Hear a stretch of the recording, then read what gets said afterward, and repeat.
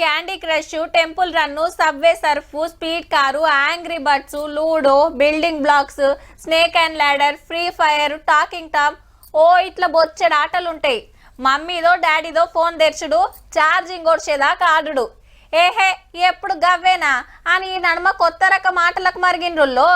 కాయ్ రాజా కాయ్ అని ఆన్లైన్లకు ఎగబడితే ఆఖరికి ఇంకేదో కాబట్టే. నేను బంగారు కొండను బెట్టింగ్ యాప్లకు ఎందుకు పబ్లిసిటీ చేస్తా అంటండు మన విజయ్ దేవరకొండ. ఇయాల ఈడి విచారణకచ్చి ఆఫీసర్లు అడిగిన క్వశ్చన్లకు ఆన్సర్లు చెప్పిండట. మరి బెట్టింగ్ యాప్ కాకుంటే మీరు యాక్టింగ్ చేసిన యాడేంది సారు?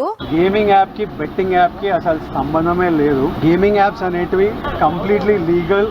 అచ్చా, ఆటలాడుకునే యాప్ అట.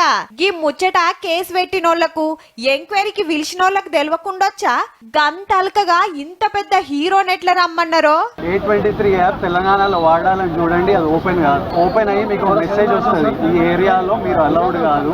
ఈడ కాకుండా ఏన్నో ఒక తానైతే ఓపెన్ అవుతుంది కదా. కానీ బెట్టింగ్ యాప్లు చేయబట్కే ఎందరో సంసారాలు ఆగమైనాయి. కొందరు పానాలే తీసుకుంటానే ముచ్చటెల్ల పెడితే రైట్ రాంగ్ మన దేశంలో డిసైడ్ చేయడానికి సుప్రీం కోర్టు ఉంది, స్టేట్ గవర్నమెంట్లు ఉన్నాయి. వాళ్ళు ఓకే అంటే మనకు డిస్కషన్ ఉండకూడదు. గసొంటి యాప్ల తెరువుకుర్రని చెప్పాలి గాని గిట్లా అంటే ఎట్లా సారు?